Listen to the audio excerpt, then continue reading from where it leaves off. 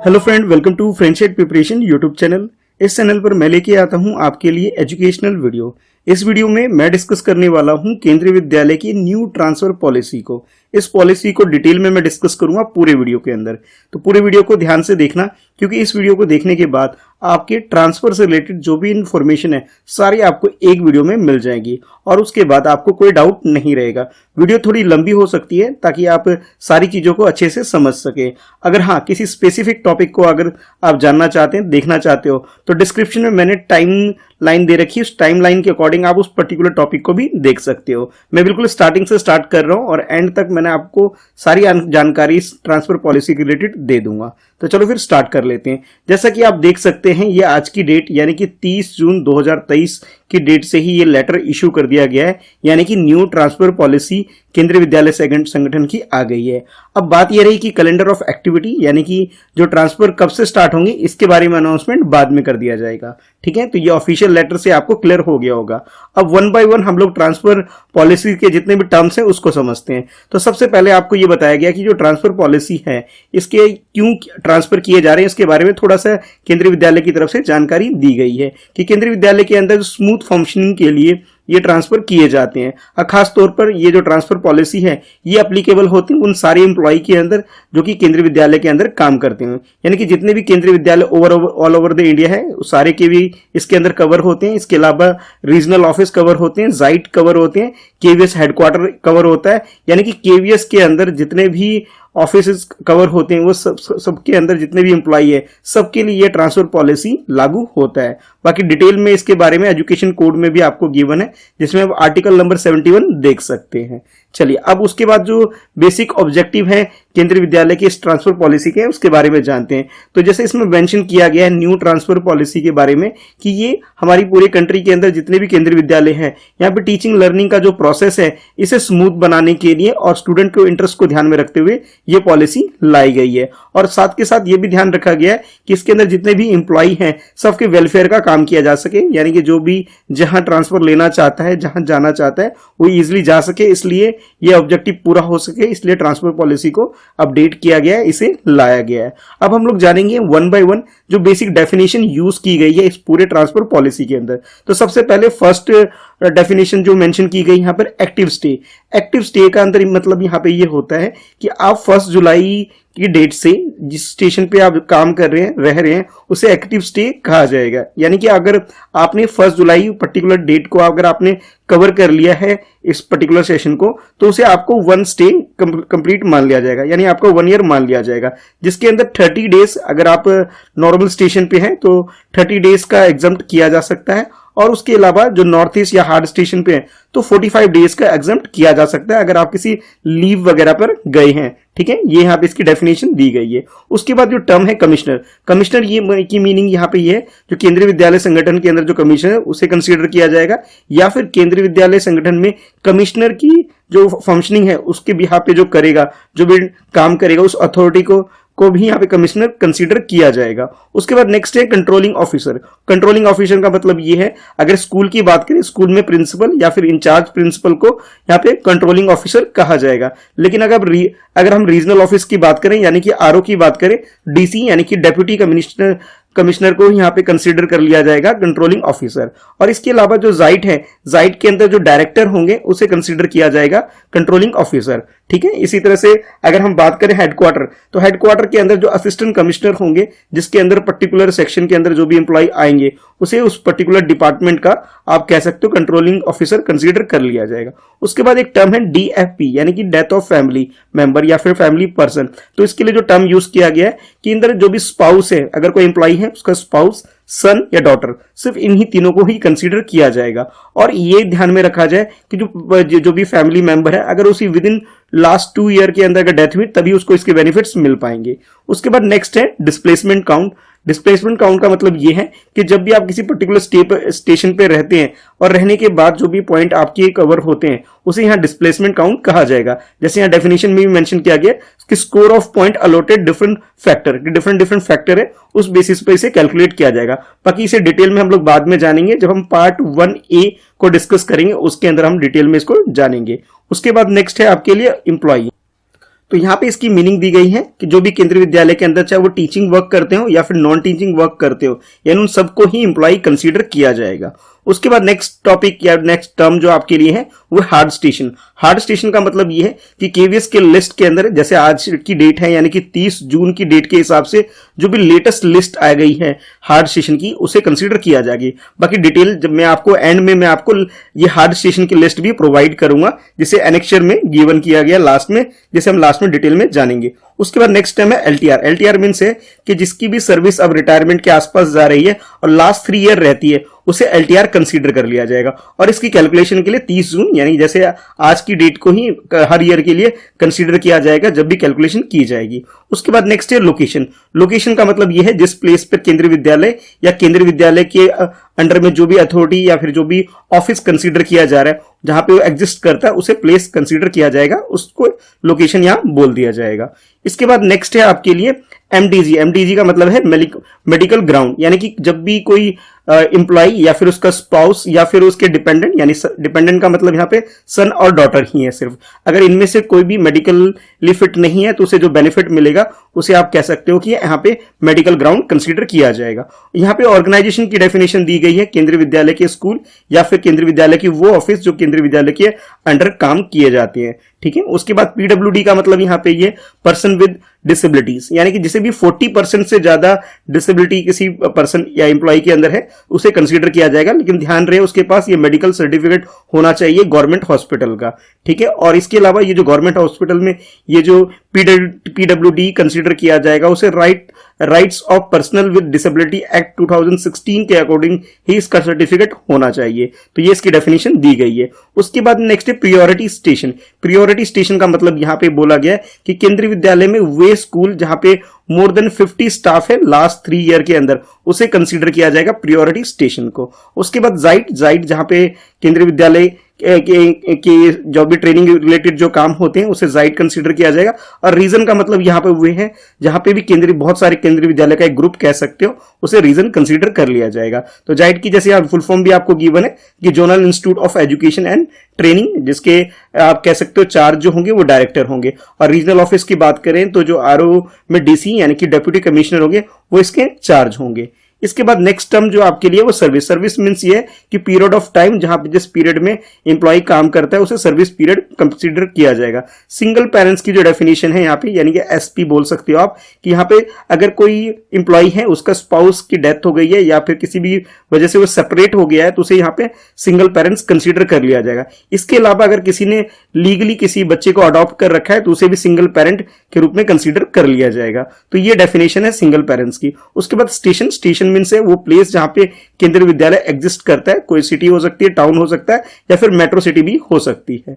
उसके बाद tenure means है कि continuous stay of A station, एक पर्टिकुलर स्टेशन के ऊपर रहने का जो टाइम पीरियड है उसे आप टेन्योर कह सकते हैं। बाकी डिटेल में हम पार्ट 1A के अंदर लास्ट में जानेंगे, यानी कि जो नॉर्मल स्टेशन होता है उसके बारे में भी और जो हार्ड स्टेशन होता है इसके बारे में डिफरेंट डेफिनेशन है जिसे हम पार्ट 1 में डिटेल में जानेंगे। उसके बाद नेक्स्ट है आपके लिए ट्रांसफर काउंट। ट्रांसफर काउंट का मतलब हो तो स्कोर जो कि आप किसी डिफरेंट फैक्टर्स पे इसे कैलकुलेट किया जाएगा, जिसे भी हम पार्ट 1A में कैलकुलेट करना सीखेंगे और जानेंगे भी। और लास्ट में वैकेंसी मींस है कि किसी पर्टिकुलर स्टेशन पे अगर कोई वैकेंट प्लेस है तो उसे यहाँ पे वैकेंसी कंसीडर कर लिया जाएगा। और इसकी इंफॉर्मेशन जब भी डेट ऑफ नोटिफिकेशन आएगी यानी कि जब भी ये ट्रांसफर स्टार्ट होंगे उस डेट के हिसाब से इसकी कैलकुलेशन कर ली जाएगी। तो ये कुछ डेफिनेशन थी जिसके बारे में आपको पता होना चाहिए ताकि आप ये जो ट्रांसफर पॉलिसी से रिलेटेड जो भी चीजें हैं इसे समझ सके। इसके बाद फर्दर है कुछ बेसिक प्रिंसिपल है इस ट्रांसफर पॉलिसी के, उसे जान लेते हैं। तो सबसे पहले यहाँ ये बोला गया कि जितने भी केंद्रीय विद्यालय के अंदर एम्प्लॉय हैं उन सबका ट्रांसफर किया जा सकता है कि पूरे इंडिया में कहीं पे भी किया जा सकता है। ये फर्स्ट पॉइंट इसके अंदर डाला गया है। इसके बाद ये ध्यान रखा गया है कि ये इसलिए किया जाएगा ताकि टीचिंग लर्निंग प्रोसेस को स्मूथ बनाया जा सके और अच्छा कोर फोकस हो स्टूडेंट के एक डेवलपमेंट के लिए, ये सारी चीजें की जाएगी। उसके बाद नेक्स्ट ये बोला गया कि जो ट्रांसफर है इसे जैसे कोई एम्प्लॉय किसी पर्टिकुलर स्टेट से किसी दूसरे स्टेट में जाना चाहता है तो उसके लिए ये क्लेम नहीं कर सकता, ये मैटर ऑफ राइट नहीं है। ये सेकंड पॉइंट में यहां मेंशन किया जा रहा है। थर्ड पॉइंट में ये बोला जाए जब भी कोई भी डेट कैलकुलेशन की जाएगी तो वो 30 जून के डेट को क्रूशियल डेट यहाँ पे कंसीडर किया जा रहा है, यानी 30 जून के हिसाब से ही सारी कैलकुलेशन डेट की जाएगी। और इसका मोड ऑफ ट्रांसफर इसको अप्लाई करने का होगा ऑनलाइन, यानी कि आप सभी के जैसे प्रीवियस ईयर में लास्ट कुछ ईयर से जैसे ऑनलाइन फॉर्म ट्रांसफर के लिए भरे जा रहे हैं वैसे ही फॉर्म भरे जाएंगे, ये मेंशन किया गया। उसके बाद यहाँ पे कुछ ऐसे पर्टिकुलर पैरामीटर हैं जैसे पीडब्ल्यूडी या फिर कह सकते हो पर्सन विद डिसेबिलिटी या फिर मेडिकल ग्राउंड या कुछ और एलटीआर पे जो आते हैं या फिर किसी फैमिली मेंबर की डेथ हो जाती है तो उस प्रोसेस के लिए भी यहाँ पे टेन्योर का कंप्लीट करना जरूरी नहीं है, लेकिन ये स्पेशल पावर कमिश्नर के पास में रिजर्व रहेगा कि कब ये चीजें फॉलो होगी, इसे भी हम डिटेल में जानेंगे। फर्दर आप ये देख सकते हैं जो यहाँ पे टेन्योर है, टेन्योर के बारे में यहाँ ये बोला जा रहा है किसी भी नॉर्मल स्टेशन की अगर बात करें तो वहां पे कोई भी एम्प्लॉय 5 ईयर तक रह सकता है। अगर ये 5 ईयर में उसे डिस्प्लेस नहीं किया गया है तो नेक्स्ट इसे एक्सटेंड करके 10 ईयर तक ही कंटिन्यू किया जा सकता है। ये नॉर्मल स्टेशन की बात की जा रही है, लेकिन हार्ड स्टेशन या फिर नॉर्थ ईस्ट की बात करें तो ये टेन्योर पीरियड जो होगा वो 3 ईयर का होगा।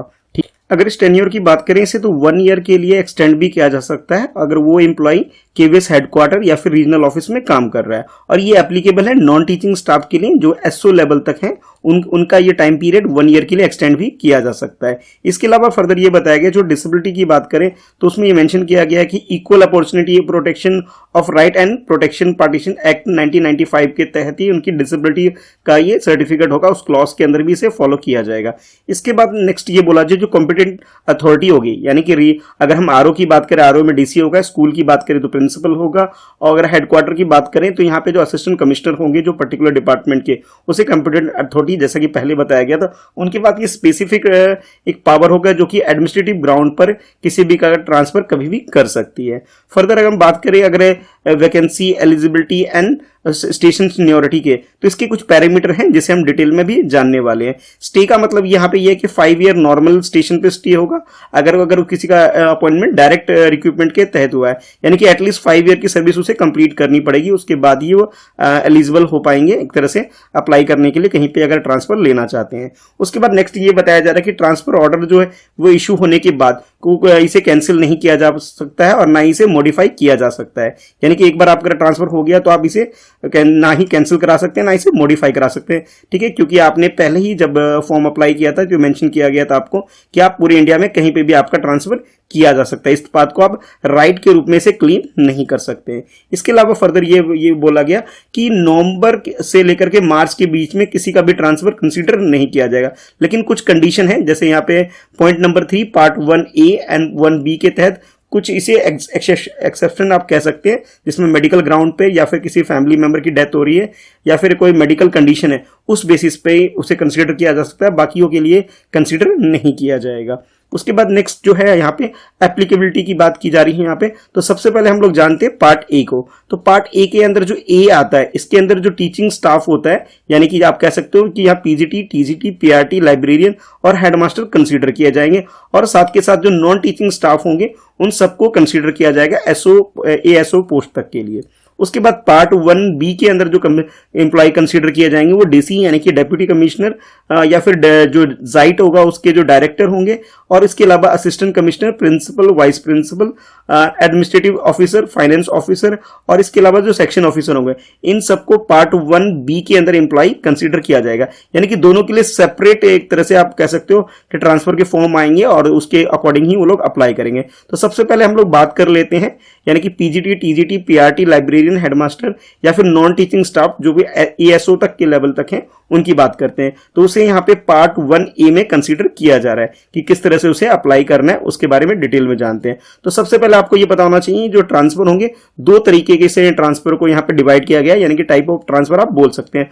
फर्स्ट जो होगा वो होगा कि ऑर्गेनाइजेशन रिक्वायरमेंट के हिसाब से, और सेकंड होगा एडमिनिस्ट्रेटिव ग्राउंड के बेसिस पे होगा। तो सबसे पहले हम जो फर्स्ट है इसे समझते हैं। तो यहाँ पे जो होगा जब भी कोई स्टाफ सरप्लस होगा तो उसके अकॉर्डिंग उसे डिप्लॉयमेंट किया जा सकता है। तो डिप्लॉयमेंट किस तरह से होगा उसके बारे में इंफॉर्मेशन दी गई कि सबसे पहले हम आइडेंटिफिकेशन करेंगे सरप्लस स्टाफ की। तो इसे जो डिस्प्लेसमेंट काउंट होगा उसके जो पॉइंट्स होंगे जो भी पर ईयर, उसके हिसाब से ही किसी भी एम्प्लॉय को डिस्प्लेस किया जाएगा। और ये जो डिस्प्लेसमेंट होगा यानी कि उसके बाद जो से दूसरे स्टेशन पे या दूसरे स्कूल में जो ट्रांसफर किया जाएगा, इसे बेसिकली 2 पार्ट्स में से डिवाइड किया गया कि आपका पर्टिकुलर सेम रीजन के अंदर भी किया जा सकता है, यानी कि within a same region, जिस रीजन में आप उसी रीजन रीजन में आपको ट्रांसफर किया जा सकता है अगर आप सरप्लस होते हैं। तो ये तो इंटर रीजनल डिप्लॉयमेंट होगा। अगर किसी दूसरे रीजन के अंदर अगर आपको डाला जाएगा तो ये डाला जा रहा है इसकी कैटेगरी के अंदर है इंट्रा रीजनल डिप्लॉयमेंट होगा, यानी कि दोनों तरीके से आपका ट्रांसफर किया जा सकता है। यानी कि जब भी स्टाफ ज्यादा होगा तो ऐसा भी हो सकता है, सेम रीजन में भी हो सकता है और इसके अलावा दूसरे रीजन में भी किया जा सकता है। ये तो हमने बात करी फर्स्ट ए की अंदर। उसके बाद नेक्स्ट है आपके लिए इसके बी के अंदर ये है कि अंडर 40 के अंदर जो ट्रांसफर किए जाएंगे। तो अगर अंडर 40 की बात करें तो वो एम्प्लॉय जिसकी एज लेस देन 40 ईयर है और इसके अलावा उसने टेन्योर कंप्लीट नहीं किया गया, चाहे ना तो उसने हार्ड स्टेशन का ना ही नॉर्थ ईस्ट का, अगर उसने टेन्योर कंप्लीट नहीं किया है तो उन सब का ट्रांसफर किया जाएगा डिस्प्लेसमेंट पॉइंट के अकॉर्डिंग। और इन सब की जो कैलकुलेशन होगी 30 जून की डेट के हिसाब से की जाएगी। और ये जो ट्रांसफर होंगे यानी डिस्प्लेसमेंट होगा सिर्फ और सिर्फ मेल एम्प्लॉय का होगा। अगर वुमेन एम्प्लॉय की बात करें तो जो भी विलिंग है सिर्फ उन्हीं का ट्रांसफर होगा, यानी कि ये मैंडेटरी नहीं है कि हर वुमेन का यहाँ पे ट्रांसफर हो। जो मेल एम्प्लॉय है यानी कि मेल एम्प्लॉय है सिर्फ उन्हीं को ही डिस्प्लेस किया जाएगा हार्ड स्टेशन या नॉर्थ ईस्ट या फिर किसी भी वेरी हार्ड स्टेशन के लिए। ठीक है, उसके बाद नेक्स्ट पॉइंट है इसके बाद सबसे पहले हम बात करते हैं कि जैसे ये जो टेन्योर होगा, अब हम टेन्योर की बात कर लेते हैं कि टेन्योर ट्रांसफर यानी कि ट्रांसफर जो होगा एडमिनिस्ट्रेटिव ग्राउंड पे कैसे होगा। जब भी कोई एम्प्लॉय अपना टेन्योर कंप्लीट कर लेता है, यानी कि हार्ड स्टेशन की बात करें तो ये 3 ईयर का अगर उसने टेन्योर कंप्लीट कर लिया है तो वो अप्लाई कर सकता है अपने चॉइस स्टेशन के लिए। ठीक है, जिसके अंदर जो हार्ड नॉर्मल स्टेशन की अगर बात करें तो 5 ईयर है और हार्ड स्टेशन की बात करें तो टेन्योर 3 ईयर का होने वाला है। ठीक है, लेकिन जो नॉर्मल स्टेशन है ये जो 5 ईयर का टेन्योर है इसे एक्सटेंड करके 10 ईयर तक भी कंसीडर किया, आगे बढ़ाया जा सकता है। अगर बढ़ाया जा सकता है अगर उसका 5 ईयर के अंदर उसका ट्रांसफर नहीं होता है तो ये बात की गई है इसके अंदर। और जब भी किसी को डिस्प्लेस किया जाएगा तो डिस्प्लेसमेंट के लिए एटलीस्ट 10 पॉइंट उसके पास होंगी जिस एम्प्लॉय का, उसी को ही डिस्प्लेस किया जाएगा। यानी कि डिस्प्लेसमेंट पॉइंट अगर 10 हो जाता है तो वो डिस्प्लेसमेंट के लिए एक तरह से एलिजिबल हो जाता है, उसके बाद उसे डिस्प्लेस किया जा सकता है। ये इसलिए किया जा रहा है ताकि जो लोग नॉर्थ ईस्ट या फिर हार्ड स्टेशन पे अपना टेन्योर कंप्लीट कर पा रहे हैं उन्हें यहाँ पे उसके चॉइस स्टेशन पे लाया जा सके। लेकिन जो डिस्प्लेसमेंट ट्रांसफर होंगे उसके अंदर पीडब्ल्यूडी और मेडिकल ग्राउंड पे या फिर death of a family person या फिर एलटीआर वाले होंगे, इसे कुछ स्पेशल राइट्स होंगे, कुछ विशेष पॉइंट आप कह सकते हैं उनको मिलने वाले हैं। ठीक है, इसके अलावा फर्दर अगर हम बात करें कोई भी किसी भी एम्प्लॉय के अगेंस्ट अगर डिसिप्लिनरी एक्शन है तब भी वो एक तरह से आप कह सकते हो उन्हें इसके बेनिफिट्स नहीं मिलेंगे। यानी कि अगर कोई डिसिप्लिनरी एक्शन किसी भी एम्प्लॉय के ऊपर चल रहा है तो वो ट्रांसफर के लिए एलिजिबल नहीं होगा, ये बात आपको ध्यान रखनी है। इसके बाद 1 बाय 1 हम टेन्योर के बारे में जान लेते हैं कि किस एम्प्लॉय के लिए टेन्योर पीरियड कितना होगा। तो सबसे पहले डीसी की बात करें, देखिए यहाँ पे जो फर्स्ट कॉलम आप दे सकते हैं यहाँ पे पोस्ट के रिगार्डिंग में, सेकंड कॉलम आप देख सकते हैं कि नॉर्थ ईस्ट या फिर हार्ड स्टेशन है उसके अकॉर्डिंग, और जो नॉर्मल स्टेशन है वो लास्ट कॉलम में आप देख सकते हैं टाइम पीरियड के अकॉर्डिंग। तो डीसी के लिए ये 3 ईयर का होगा, चाहे वो नॉर्मल स्टेशन की बात करें चाहे हार्ड स्टेशन की बात करें। अगर असिस्टेंट कमिश्नर की बात करें तो ये नॉर्थ ईस्ट रीजन के अंदर अगर या फिर हार्ड स्टेशन पे अगर वो पोस्टेड है तो उसका जो टेन्योर होगा 3 ईयर का होगा और नॉर्मल स्टेशन पे ये 5 ईयर का होगा। और इसी तरह से बाकी जो एम्प्लॉई उनके लिए सेम ऐसा ही होने वाला है, चाहे हम एसी की बात करें या असिस्टेंट कमिश्नर के अकॉर्डिंग ही यहाँ पे प्रिंसिपल, वाइस प्रिंसिपल या फिर administrative officer, finance officer, section officer, teacher जो भी पीजीटी तक है यानी कि पीआरटी, टीजीटी और पीजीटी, इन सबको इसके अंदर कंसीडर किया जा रहा है। इसके अलावा जो नॉन टीचिंग स्टाफ है उनके लिए भी, यानी कि जो हार्ड स्टेशन और नॉर्थ ईस्ट की अगर हम बात करें सबके लिए 3 ईयर का टेन्योर होगा और नॉर्मल स्टेशन पे ये 5 ईयर का टेन्योर होगा। लेकिन डीसी की केस में अलग है, इसके लिए दोनों जगह पे ही जो इनका टेन्योर पीरियड होगा वो 3 ईयर का होगा। और ये जो है टीचर्स की अगर बात करें, टीचर्स के लिए मैक्सिमम 10 ईयर तक उसके स्टे को आगे एक्सटेंड किया जा सकता है अगर 5 ईयर के अंदर उसे डिप्लेसमेंट नहीं किया गया है। ठीक है, तो ये कुछ बेसिक जानकारी है इसके टेन्योर के रिगार्डिंग में, आई होप आपको अच्छे से क्लियर हो गया होगा। इसके अलावा जो केवीएस के जो कमिश्नर होंगे उसे कुछ खास पावर रिजर्व होगी, उसकी कुछ पावर कि वो किसी भी टाइम किसी भी एम्प्लॉय का ट्रांसफर किसी भी स्टेशन पे कर सकता है। और इसके अलावा अगर उसने किसी का डिस्प्लेसमेंट पॉइंट ज्यादा या कम है उसको भी अलग साइड में रख करके भी ये इसके पास पावर होंगी कि वो किसी का एडमिनिस्ट्रेटिव ग्राउंड पर ट्रांसफर कर सकता है। और इसके अलावा कुछ बेनिफिट्स होंगे जो कमिश्नर अपने पास पावर रखता है कि जैसे स्पाउस केस है तो स्पाउस केस में अगर सेम स्टेशन पे दोनों हस्बैंड वाइफ जाना चाहते हैं तो वहां उनका ट्रांसफर कर सकती है। इसके अलावा जो पीडब्ल्यूडी की जो कैटेगरी के होंगे और या फिर उसके फैमिली में कोई सन, डॉटर या स्पाउस इस कैटेगरी के अंदर आते हैं तो उनका भी वो ट्रांसफर कर सकता है उनके चॉइस स्टेशन के अकॉर्डिंग। और इसके अलावा अगर किसी फैमिली में फैमिली मेंबर की डेथ हो जाती है तो उस केस में भी कमिश्नर के पास पावर होगा कि वो पर्टिकुलर इंप्लॉय का ट्रांसफर उसके पर्टिकुलर होम टाउन या जहां पे वो चाहता है उसे ट्रांसफर मिल जाएगा। और इसके अलावा जो मेडिकल ग्राउंड पे भी ट्रांसफर वो कर सकता है, यानी कि कुछ स्पेशल पावर होंगे जो कमिश्नर के पास होंगे, वो डायरेक्ट इसे यूज करके किसी भी इंप्लॉय का ट्रांसफर पर्टिकुलर टाइम पर कर सकता है। तो ये कुछ खास इंफॉर्मेशन है जो खास पावर आप कमिश्नर के रिगार्डिंग में समझ सकते हैं। अब डिटेल में हम लोग वन बाय वन जानते हैं दोनों पॉइंट्स के बारे में। तो सबसे पहले हम बात करेंगे डिस्प्लेसमेंट पॉइंट काउंट के बारे में और उसके बाद नेक्स्ट बात करेंगे हम ट्रांसफर काउंट के बारे में। तो सबसे पहले समझते हैं कि जो अब चेंज आ गया है कि इस पॉलिसी के अंदर ये अब डिस्प्लेसमेंट काउंट किस तरह से कैलकुलेट किया जाएगा। पहले की तरह ये 30 जून के अकॉर्डिंग डेट पर ही इसकी कैलकुलेशन होगी। जब भी वो वन ईयर कंप्लीट करेंगे तो +2 यहाँ पे पॉइंट इंक्रीज हो जाएंगे डिस्प्लेसमेंट के। ठीक है, अगर बात करें अंडर 40 की बात करें, अगर किसी ने अंडर 40 कंप्लीट नहीं किया है तो इस डेट यानी कि 30 जून की डेट पे ही इसे ध्यान में रखते हुए इसकी भी कैलकुलेशन की जाएगी। यानी कि डेट जो रहेगी वो 30 जून ही रहेगी हमेशा कैलकुलेशन के लिए। अगर कंप्लीट किया गया है तो उसे वाई, जब भी ऑनलाइन फॉर्म फिल करेगा तो वाई उसे फिल करना है अगर उसने टेन्योर कंप्लीट कर रखा है। अगर टेन्योर कंप्लीट नहीं किया है तो वो एन डाल करके इसे फिल करेगा। उसके अलावा यहाँ पे जो भी मेडिकल ग्राउंड पे जो बेनिफिट मिलेंगे, ठीक है, मेडिकल ग्राउंड की बात करें तो यहाँ पे -14 हो जाएंगे उसके डिस्प्लेसमेंट काउंट।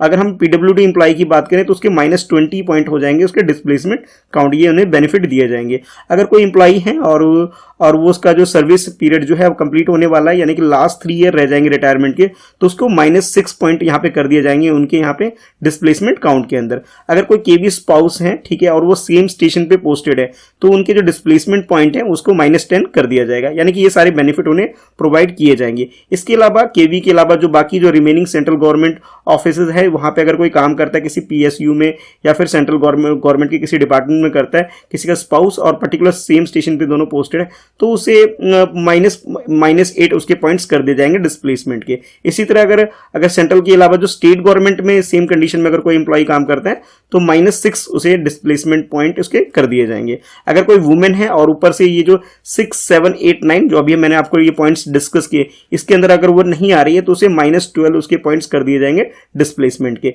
इसके अलावा जो भी यूनियन वगैरह होती है, एसोसिएशन, अगर वो रिकॉग्नाइज है और वो उनका ऑफिस हेडक्वार्टर या आरओ के पास है तो अगर कोई इसका मेंबर है तो उसके भी पॉइंट -6 डिस्प्लेसमेंट के कर दिए जाएंगे। कभी ऐसे कंडीशन आ गई कि किसी के पॉइंट अगर सेम पॉइंट हो रहे हैं तो टाई ब्रेकर किस तरह से कैलकुलेट किया जाएगा उसके बारे में इंफॉर्मेशन गिवन है। अगर मेल और फीमेल है तो जो बेनिफिट होगा वो वुमेन को दिया जाएगा, यानी कि जो माइनस करने की बात करें तो मेल को इसका बेनिफिट नहीं होगा, मेल एम्प्लॉय को डिस्प्लेस किया जा सकता है। उसी तरह से अगर दोनों ही सेम जेंडर के हो, यानी कि दोनों अगर मेल कैंडिडेट हैं या दोनों ही अगर फीमेल कैंडिडेट हैं तो उस कंडीशन में ये किया जाएगा, जो भी स्टेशन सीनियर होगा उसे डिस्प्लेस किया जाएगा। इसके अलावा फर्दर अगर दोनों ही के पॉइंट सेम है, दोनों ही स्टेशन सीनियर है, तो उसमें से जो भी यंग होगा यानी कि जिसकी एज कम होगी उसे डिस्प्लेस कर दिया जाएगा। यानी कि टाई ब्रेकर किस तरह से कैलकुलेट किया जाएगा डिस्प्लेसमेंट पॉइंट के बारे में ये जानकारी आपको मिल गई। अब डिस्प्लेसमेंट पॉइंट के बाद नेक्स्ट है ट्रांसफर काउंट, कि ट्रांसफर काउंट को किस तरह कैलकुलेट किया जाए। ये पहले की तरह ही है, जैसे 30 जून को कैलकुलेट किया जाएगा, अब भी इसे 30 जून को ही कैलकुलेट किया जाएगा। जब भी 1 ईयर कंप्लीट होगा तो +2 हो जाएगा। ठीक है, इसके अलावा कुछ स्पेशल बेनिफिट्स हैं, जैसे अगर कोई पीडब्ल्यूडी कैटेगरी के अंदर कोई इंप्लॉई आता है तो उसे यहाँ पे 40 पॉइंट्स प्लस कर दिए जाएंगे, उसे एक्स्ट्रा 40 पॉइंट्स दे दिए जाएंगे। और जब भी कोई टेन्योर कंप्लीट करता है, चाहे वो हार्ड सेशन का या नॉर्थ ईस्ट का, तो इसे +30 कर दिए जाएंगे। यानी पहले जो ये 55 पॉइंट हुआ करते थे अब उसे हटा के यहाँ पे 30 पॉइंट्स कर दिए गए। मेडिकल ग्राउंड की अगर बात करें या फिर किसी फैमिली मेंबर की डेथ होती है तो उस कंडीशन में उसे ट्रांसफर बेनिफिट प्रोवाइड करने के लिए +35 उसे पॉइंट्स दे दिए जाएंगे। ठीक है, अगर कोई एलटीआर के अंदर आता है तो उसे ट्रांसफर काउंट की बात करें तो उसे +25 यहाँ पॉइंट्स दे दिए जाएंगे। सिंगल पेरेंट है, सिंगल पेरेंट्स की डेफिनेशन हम लोगों ने पहले ही जान ली है, तो उसके बारे में यहाँ पे गिवन है कि उसे +20 पॉइंट्स उसे मिल जाएंगे। कोई स्पाउस है और दोनों ही स्पाउस केबी एम्प्लॉय है और सेम स्टेशन या चॉइस स्टेशन पे जाना चाहते हैं तो उसे +15 पॉइंट्स दे दिए जाएंगे। अगर सेंट्रल गवर्नमेंट एम्प्लॉय है बट केवीएस एम्प्लॉय नहीं है तो उसे +12 पॉइंट्स दे दिए जाएंगे। इसी तरह से अगर हम बात करें स्टेट गवर्नमेंट एम्प्लॉय है तो उसे +10 पॉइंट्स उन्हें दे दिए जाएंगे। वुमेन की बात करें, अगर वो 0.6, 7, 8, 9, 10 जो 9 तक अगर हमने अभी जो पॉइंट डिस्कस किया उनमें से किसी के अंदर कवर नहीं हो रहा है तो वुमेन को +8 पॉइंट एक्स्ट्रा पॉइंट उन्हें दिए जाएंगे। इसके बाद अगर कोई रिकॉग्नाइज रिकॉग्नाइज किसी एसोसिएशन का मेंबर है और ये जो ऑफिस है उनका वो अगर केवीएस रीजनल ऑफिस पे या हेडक्वार्टर पे है तो उसे भी +6 पॉइंट दे दिए जाएंगे उस पर्टिकुलर एम्प्लॉय को। तो ये तो ट्रांसफर का अकाउंट किस तरह से कैलकुलेशन होगा और किस तरह से बेनिफिट मिलेंगे उसके बारे में सारी जानकारी थी। अब बात करते हैं कि यहाँ पे जो रूल्स है टाई ब्रेकर का, अगर सेम पॉइंट है तो किस तरह से उनके बारे में डिसीजन लिया जाएगा। तो सबसे बात करें मेल फीमेल की, तो हमेशा ध्यान रहे आपको कि जो फीमेल कैंडिडेट है उसकी का ही वही चॉइस स्टेशन पे जा सकते हैं, यानी कि उन्हें बेनिफिट दिया जाएगा। यानी कि अगर 2 पर्सन है, एक मेल है एक फीमेल है, दोनों के ट्रांसफर काउंट सेम है तो बेनिफिट जो प्रोवाइड किया जाएगा वो फीमेल को प्रोवाइड किया जाएगा, यानी कि वुमेन एम्प्लॉय को ट्रांसफर कर दिया जाएगा। उसके बाद अगर सेम जेंडर है तो यहाँ पे उनमें से जो भी स्टेशन पे जो सीनियर है उसे यहाँ पर पहले ट्रांसफर कर दिया जाएगा। अगर स्टेशन सीनियर की बात करें, दोनों ही स्टेशन सीनियर है, तो उनमें से जो भी एज वाइज जो ज्यादा इस एज वाला होगा, यानी कि एज वाइज जो सीनियर होगा उसे उसके चॉइस स्टेशन पे ट्रांसफर दे दिया जाएगा। यानी कि ट्राई ब्रेकर की कैलकुलेशन किस तरह से होगी यहाँ पे कह सकते हो ट्रांसफर काउंट को रिलेटेड, ये मैंने आपको यहाँ पे अच्छे से एक्सप्लेन कर दिया। इसके बाद जो नेक्स्ट पॉइंट है आपके लिए कि सबसे पहले तो हमने पार्ट ए के अंदर हमने पार्ट 1 जैसे पार्ट 1A के बारे में हमने बात करी, जिसके अंदर टीचिंग स्टाफ और जो टीचिंग स्टाफ के नीचे जो नॉन टीचिंग स्टाफ है उसके बारे में जाना। अब हम लोग बात करते हैं 1B के अंदर जो एम्प्लॉय कवर होते हैं। इसके अंदर डिप्टी कमिश्नर यानी कि डीसी और उसके बाद जाइट के जो डायरेक्टर होंगे वो assistant commissioner, principal, vice principal, administrative officer या फिर सेक्शन ऑफिसर या फाइनेंस ऑफिसर, इन सब का ट्रांसफर किस तरह से होगा उसके बारे में जानकारी। तो इनकी भी ट्रांसफर 2 तरीके से होंगे, सबसे पहले ऑर्गेनाइजेशनल इंटरेस्ट के हिसाब से और दूसरा एडमिनिस्ट्रेटिव ग्राउंड के हिसाब से। तो जब भी कोई जो भी टेन्योर कंप्लीट कर लिया जाएगा तो उसका जो ट्रांसफर होगा उसे हम कह सकते हैं यहाँ पे ऑर्गेनाइजेशनल इंटरेस्ट के बेसिस पे उसका ट्रांसफर किया गया है। उसके बाद एडमिनिस्ट्रेटिव बेसिस पे उनके जो लास्ट 3 ईयर के जो भी उनके अपार होंगे उस बेसिस पे उनका ट्रांसफर कर दिया जाएगा। ठीक है, इसके अलावा अगर कोई कुछ ऐसा एक्टिविटी करता है कोई एम्प्लॉय और जो ऑर्गेनाइजेशन के अनफेयर है उनके बेनिफिट में नहीं है तो भी उसका ट्रांसफर कर दिया जाएगा। तो यानी कि कुछ ऐसे पॉइंट्स हैं जिसके बारे में आपको पता होना चाहिए। इसके बाद नेक्स्ट है फर्दर इसके बाद कि यहाँ पे भी कमिश्नर के पास कुछ खास एक प्रोविजन रखता है, पावर रखता है वो कि वो किसी का भी स्पाउस केस है तो उस ग्राउंड पे उसका ट्रांसफर कर सकता है। और इसके अलावा जो पीडब्ल्यूडी कैटेगरी के अंदर आते हैं या फिर जो किसी के स्पाउस या डॉटर या सन इस कैटेगरी के अंदर आता है या फिर एलटीआर में जो एम्प्लॉय आते हैं उन्हें भी ये कमिश्नर के पास पावर है कि वो किसका ट्रांसफर कर सकता है। इसके अलावा अगर किसी फैमिली मेंबर की डेथ हो गई तो उस केसेस पे भी यहाँ पे ट्रांसफर कर सकता है। फैमिली मेंबर की डेफिनेशन यहाँ पे स्पाउस, सन और डॉटर को ही सिर्फ कंसीडर किया जाएगा। इसके अलावा मेडिकल ग्राउंड पे उसका सेल्फ का भी मेडिकल ग्राउंड या फिर स्पाउस, सन या डॉटर का जो मेडिकल ग्राउंड होगा उस बेसिस पे भी कमिश्नर के पास पावर होगा कि पर्टिकुलर एम्प्लॉय का यानी कि वो ट्रांसफर कर सकता है। ठीक है, इसके अलावा जैसे हम बात करेंगे प्रिंसिपल यानी प्रिंसिपल के या वाइस प्रिंसिपल की, तो इनकी अगर टेन्योर की बात करें तो नॉर्मल स्टेशन पे 5 ईयर का टेन्योर जैसे कि पहले बताया गया था, इसे फर्दर एक्सटेंड करके 7 ईयर तक ले जाया जा सकता है। ठीक है, यानी कि 2 ईयर तक इसे एक्सटेंड किया जा सकता है, ये पता होना चाहिए। अब हम बात करते हैं कि जो ट्रांसफर हो गए उसमें टीए की बारे में डिटेल में जानकारी लेते हैं कि किस तरह से आपको ट्रैवलिंग अलाउंस प्रोवाइड किए जाएंगे। तो इसे 2 कैटेगरी में से डाला गया, फर्स्ट कैटेगरी और सेकंड कैटेगरी। जैसे ए पार्ट, बी पार्ट। ए पार्ट में तो वो आएंगे जहां पे आपको बेनिफिट्स मिलेंगे, यानी कि जब भी ट्रांसफर पब्लिक इंटरेस्ट में होगा तब ये टीए प्रोवाइड किया जाएगा। लेकिन जब पैरा 3 के अंदर होगा, पैरा 3 का मतलब ये है कि जब भी कोई कमिश्नर के पावर के तहत अगर वो ट्रांसफर करके ले रहा है यानी कि मेडिकल ग्राउंड पर या एलटीआर पे या फिर किसी की फैमिली मेंबर की डेथ होगी तो इस कंडीशन में उसे किसी भी तरह का टीए प्रोवाइड नहीं किया जाएगा। यानी कि अगर एडमिनिस्ट्रेटिव ग्राउंड पे अगर हो रहा है पब्लिक इंटरेस्ट में, यहां पे तो उसे टीए मिल जाएगा, लेकिन अगर वो किसी पर्टिकुलर जो कमिश्नर की पावर के बेसिस पे अगर किसी का ट्रांसफर किया जा रहा है तो उस बेसिस पे उसे कोई भी टीए प्रोवाइड नहीं किया जाएगा। ठीक है, तो ये सारी चीजें आपको आई होप अच्छे से क्लियर हो गई होगी। इसके अलावा जो कमिश्नर होंगे उसके पास स्पेशल पावर होगी, वो किसी भी टाइम इस सारी प्रोविजन के अंदर कोई भी चेंजेस ला सकता है, उसके अंदर कोई भी इंटरप्ट कर सकता है। यानी कि अभी तक हमने जितनी भी चीजें देखी इन सब के अंदर चेंजेस कमिश्नर ला सकता है। इसके अलावा एजुकेशन कोड के आर्टिकल 15A के अंदर 3rd पॉइंट ये मेंशन किया गया है कि किसी भी एम्प्लॉय का ट्रांसफर से रिलेटेड किसी भी तरह की ड्यूटी लगाई जा सकती है, हेडक्वार्टर के अंदर भी, रीजनल ऑफिस के अंदर भी या फिर जाइट के अंदर भी। यानी कि कहीं पे भी किसी भी एम्प्लॉय की ट्रांसफर रिलेटेड वर्क के लिए उनके लिए काम के लिए उनकी ड्यूटी प्रोवाइड की जा सकती है। इसके अलावा कुछ ट्रांसफर से रिलेटेड कुछ और भी इंफॉर्मेशन है, जैसा कि आर्टिकल 20 या फिर रूल 20 आप कह सकते हैं CCS के, जिसके अंदर ये बोला जा रहा है कि कोई भी गवर्नमेंट एम्प्लॉय है, सर्वेंट है, अगर वो किसी तरह के ट्रांसफर को रिलेटेड कोई पॉलिटिकल पार्टी को लेकर आता है या किसी का इन्फ्लुएंस करता है तो उसे किसी भी तरह का ये बेनिफिट प्रोवाइड नहीं किया जाएगा। और इसके अलावा फर्दर ये वाला रूल 5927 जो कि एजुकेशन कोड का है, इसके अंदर ये बोला जा रहा है कि कोई भी टीचर या एम्प्लॉय उसे प्रिवेंट करता है कि अपना जो ग्रीवांस है वो डायरेक्ट नहीं लेके आएंगे, बल्कि ये थ्रू प्रॉपर चैनल लेके आएंगे। यानी कि जब भी आपको किसी तरह का कोई डाउट है, कुछ प्रॉब्लम है या फिर किसी तरह का कोई ग्रीवांस आपको रिप्रेजेंट करना है तो वो थ्रू प्रॉपर चैनल ही आपको रिप्रेजेंट करना है। यानी कि डायरेक्ट आप हेडक्वार्टर या फिर रीजनल ऑफिस नहीं जा सकते, बल्कि आपको थ्रू प्रॉपर चैनल ही कम्युनिकेट करना है। ठीक है, अगर इनमें से किसी भी चीज का अगर वायलेट करते हैं तो इसके लिए आपको कोई भी आपके अगेंस्ट में कोई भी किसी भी तरह का एक तरह से जो आप रूल ब्रेक करते हैं इसके लिए अगेंस्ट में आपके लिए एक्शन लिया जा सकता है, या फिर जो ये ट्रांसफर की जो प्रोसेस है इसका जो बेनिफिट आपको प्रोवाइड नहीं किया जाएगा। तो ये दोनों चीजें हैं जो आपको पता होने चाहिए। इसके बाद नेक्स्ट हम लोग ये देख लेते हैं कि कौन कौन सी ऐसी बीमारी है या जिसे एनेक्सर 1 के अंदर डाला गया जिस बेसिस पे आप मेडिकल ग्राउंड पे ट्रांसफर ले सकते हैं। तो ये टोटल 9 डिसीज यहाँ पे मेंशन की गई है जिसके तहत मेडिकल ग्राउंड पे कोई भी एम्प्लॉय ट्रांसफर के बेनिफिट्स ले सकता है, जैसा कि आप ये स्क्रीन पर देख सकते हैं। इसके बाद नेक्स्ट है एनेक्सर 2 जिसके अंदर हमारी पूरे कंट्री के अंदर कौन कौन से हार्ड स्टेशन है उसकी पूरी लिस्ट प्रोवाइड की जा रही है। तो यहाँ पे आप देख सकते हैं कि 1 से लेकर 39 पॉइंट जो केवी है वो आपकी स्क्रीन पर दिखाई दे रहा है। इसके अलावा नेक्स्ट जो है आपके पास यहाँ पे